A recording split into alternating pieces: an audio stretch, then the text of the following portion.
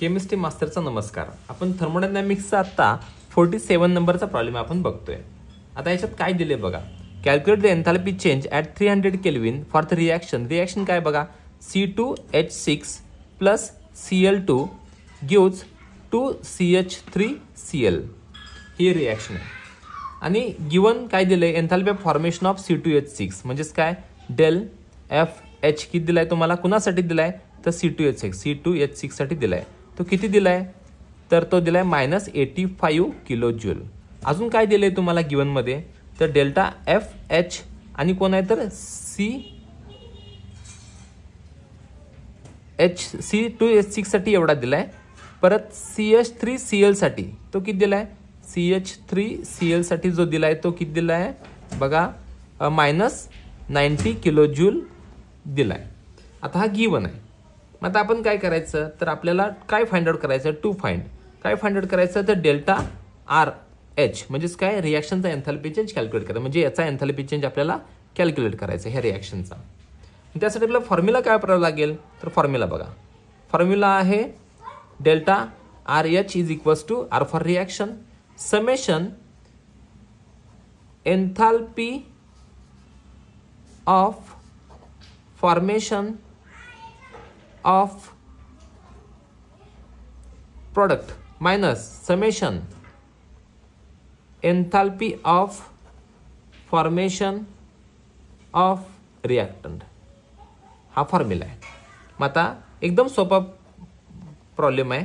मग delta R H is equals to enthalpy of formation of product ना, product कोण आहे बघा बरं, CH3Cl हा प्रॉडक्ट आहे. मग किती आहे ते 2 आहेत, 2 इंटू मग CH3Cl साठी एन्थॅल्पी ऑफ फॉर्मेशन किती आहे -90. कधी पण हा मायनस असतो बरं का, प्रॉडक्ट संपला, एकच प्रॉडक्ट आहे मायनस. आता रिॲक्टंट कडे जाऊया आपण. आता C2H6 किती आहेत, एकच आहे ना, तो C2H6 साठी त्यांनी किती दिलाय तर -85 दिलाय. प्लस Cl2 एकच आहे ना, पण Cl2 साठी किती घ्यायचा असतो, 0 घ्यायचा असतो, कारण तो सेम एलिमेंटचा मोलिक्युल आहे. म्हणजे Cl2 I2 Br2 O2 ह्यांच्यासाठी N2 ह्यांच्यासाठी हा 0 घ्यायचा असतो. मग हे जरा थोडंसं सॉल्व्ह करूया. सॉल्व्ह केल्यानंतर काय येते बघा बरं, तर तो येतोय -170 प्लस 90. आता एक मिनिट, सॉरी. आता हे बघा काय झालं, CH3Cl साठी प्रॉडक्ट CH3Cl साठी त्यांनी किती दिलाय 90 दिलाय.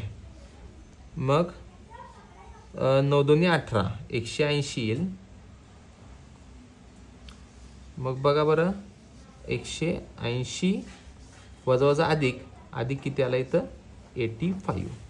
मग 180 वजा 85, मग आन्सर किती येतोय आपला, 180 मधून 85 वजा केले तर किती येते वजा 95 किलो जूल हे आन्सर येते डेल्टा आर एच. म्हणजे काय झालं बघा, 9 2 18 180 आले, वजा वजा अधिक 85, 180 मधून 85 गेले, वजा 95 आले. पण इथं समजून घ्या, कधी पण फॉर्म्युला आपला काय माहिती आहे तर प्रॉडक्ट मायनस रिॲक्टंट हा फॉर्म्युला आहे. मग प्रॉडक्ट कोण आहे तर CH3Cl हा प्रॉडक्ट आहे ना, मग त्यासाठीचा एन्थॅल्पी चेंज हा आधी घ्यावा लागेल, 90 इथं आला बघा. आणि रिॲक्टंट हा नंतर आहे. रिॲक्टंटचा एन्थॅल्पी चेंज, रिॲक्टंट म्हणजे कोण, C2H6 आहे, तो किती आहे 85 आहे. त्यामुळे आपल्या आन्सरला 95. हा आन्सर थोडासा रॉंग आहे, इथे येतोय -95 हा आन्सर येतोय. थँक्यू.